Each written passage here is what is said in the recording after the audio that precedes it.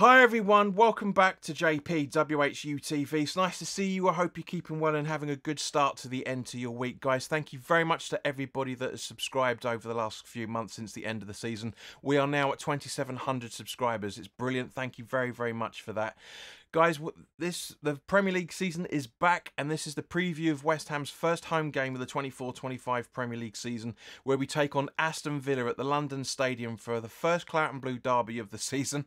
This coming Saturday at 5:30 kickoff, live on Sky Sports. As always, guys, this video is sponsored by the channel sponsor, 3retro.com.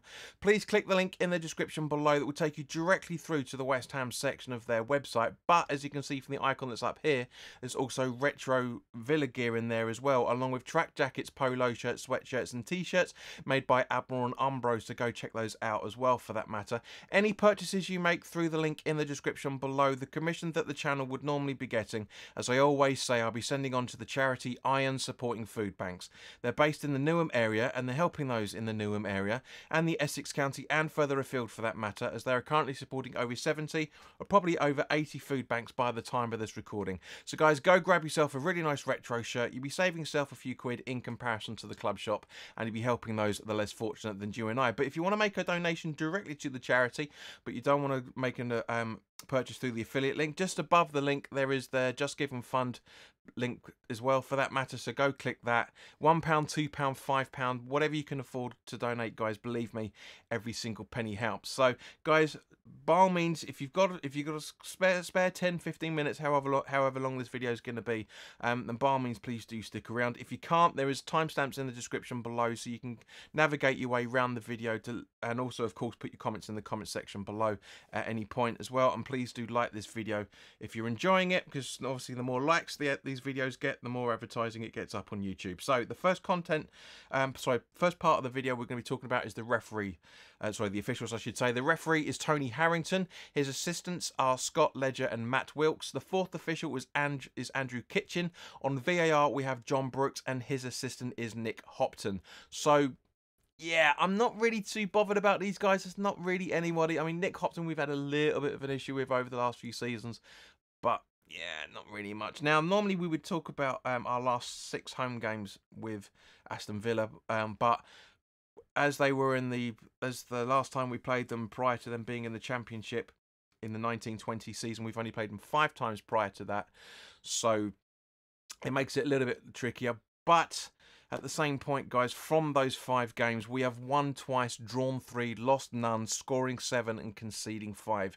Now, Lopetegui has managed against Villa twice, but only 1 victory at home, because obviously the other one would have been on the away fixture when he was in charge of Wolves. A 1-0 and a 4-4-2 double six is what everyone loves to call it as style formation. But Emery has faced, but Lopetegui has faced Emery at home in his career 7 times, 2 other victories at home when he was in charge of Sevilla using a 4-3-3 formation. So I wouldn't be at all surprised if we see that formation at some point over the next, over the game. I've got a funny feeling we may start in a 4-2-3-1, but we'll talk about that in a little while. Now, Villa have, like us, so far had a great transfer window, bringing in the likes of Onana from Everton, Maatsen from Chelsea, Philogin from Hull that we were linked to, Archer from Sheffield United as well, for that matter.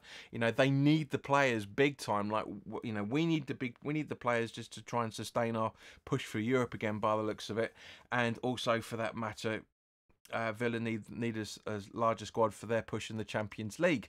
Villa in the Champions League, and they were down in the Championship 4 or 5 seasons ago. It's mad to think that. It really is. Now, Aston Villa's style of play under Unai Emery last season, and probably will be exactly the same this coming season as well, is they like to attack through the middle, playing short passes and attempting through balls often. They like to play on the offside track quite a fair bit. They have a consistent starting 11 last season, but I've got a funny feeling it won't be this season because of the new players they brought in, and they like to cause opponents to play aggressively in their own half due to their Villa's possession play. Now, they are strong at finishing chances, counter-attacks and creating chances with through balls, but they are weak at protecting the lead, defending against attacks from either wing, and also defending against through ball attacks, and very, very weak at aerial duels, which is something I'm hoping we've been able to really try and likely go and work on with the new players over the small pre-season that those guys have been able to have, because obviously some of them came in at the start of the pre-season, and a good bulk of them came 3/4 of the way through. Now they are very likely to go to 4-2-3-1 Villa, so I would assume, as I said earlier, that we would have a 4-3-3 to try and exploit these formations. But you can easily slip into a 4-3-3 from a 4-2-3-1 from either side. So I'm sure that they're going to do exactly the same thing. Now last season, away from home, their highest goal scorer and assister was, I should say, England's gem of what a tournament he had, Ollie Watkins, by quite some distance, because last season away from home he scored 10 goals and set up 6 assists. It was also their highest aerial duel winner as well, with an average of 1.4 duels won on average per game, so basically per 90. Watkins will also shoot from the penalty area on average 2.2 times per game, 0.4 from the 6-yard box and 0.3 times outside the box, so one that we really need to look out for. So on average he's roundabout to be having per 90 2.9 shots. We've got to absolutely keep an eye on him. We really do. Now looking at Villa injuries, as of the time of this recording, Villa have 3 injured players. Kamara is out till the end of September with an knee injury. Tyrone Mings is out until the end of August with a knee injury as well, and Olsen is probably going to miss this one due to a face/head injury, but we'll have to wait and see. By the time you guys get to see this, the pre-match conferences of both games would have been up. So who are the players that we need to look out for? Well, other than Ollie Watkins, Digne, McGinn and Bailey spring to mind straight away, as they are their corner, direct and indirect free kick takers. There's loads of players that there's not so many ones that really spring to mind other than those two. Other than those 3, I should say, for those procedures. By all means, guys, please do put your comments in the comment section below. If you're a West Ham fan, who should we be looking out for? If you're a Villa fan, who should we be looking out for? Now, turning to West Ham, now there's a lot of news that has broken over the last couple of days. It's been officially confirmed today that Jared Bowen is going to be our captain for the coming season, which I think is a great idea. I'm not entirely sure what his personality traits are going to be on the pitch to match that. But at the same point, guys, I do think that's a good idea. I really do. He loves the club. He's a very clean living person. He does order people quite a fair bit on the pitch. He's the highest goal scorer as it's last season. So yeah, it is. But as I say, that's great. Well, obviously yesterday we drew Bournemouth at home in the League Cup. I'm in 2 minds about getting a ticket. I might do a live watch along for that. So watch this space for that one. Our transfer window is becoming phenomenally good.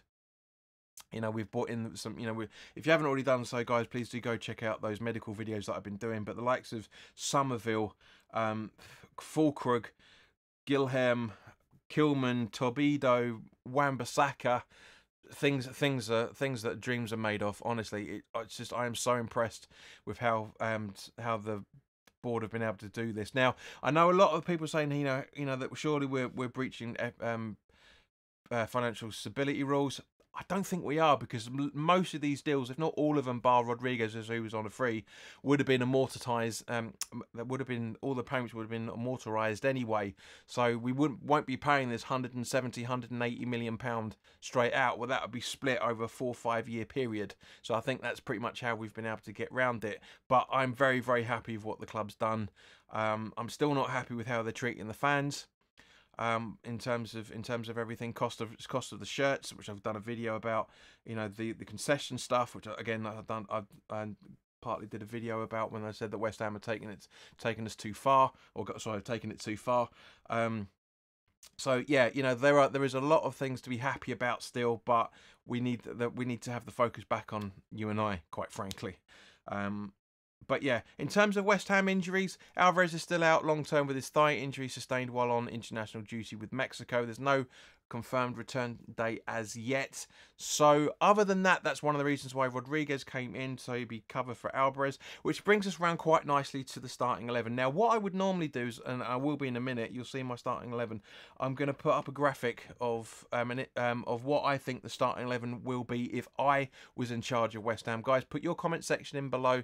Let me know who you would pick in terms of West Ham if you were in charge. I don't want to see anybody that's trying to second guess what Lopetegui is going to do. I'm not interested in that. I want to see what your opinion is on this. If you want to try and predict it, fine, but you won't get a response out of me. If you put what your starting 11 is, because nobody knows. Genuinely, nobody knows what the starting 11 is going to be at this point. We really, really don't know. So this is, if I was in charge of West Ham, this is pretty much the starting 11 that I would put out, and I'm sure a lot of people probably will agree with me that we could see this on Saturday. I don't think we will, but this is my starting 11. Areola in goal, with a back four of Wan-Bissaka, Tobido, Kilman and Emerson. Rodriguez in the hole, sitting behind Souček, supporting Bowen, Paquetá and Kudus, with Fulkrug up front. Thank you very, very much for watching, guys. As I say, put your comments in the comment section below at any point about any subject that we've talked about, and more specifically what your starting 11 is as well, for that matter. Guys, over the last 4 weeks, we've had loads of people watching. Thank you very, very much for that. But those that have been watching, almost 75% of you guys are not subscribed. That's 74.9%. So, guys, that's a hell of a lot. We've had like 7,000 views over the 7,500 views over the last 4 weeks. That's a hell of a lot. Even if half of you just subscribe, you'll be pushing the counter up to close to 4,000 subscribers. So guys, if you're enjoying what I'm doing, by all means, please do click the subscribe button that's down here. It's completely free. Make sure you put your notification bell set to all as well, for that matter. But in the meantime, guys, on Saturday evening there will be my full-time thoughts video after the game, so by all means please do keep an eye out for that. As I subscribe, there's lots more. There's not as much content going to be coming because I don't talk about gossip. I only talk about things that are in the process of or have about to happen, hence the preview. So guys, thank you very, very much for watching. Enjoy the rest of your week, and I hope to see you very, very soon. All the best now. Take care.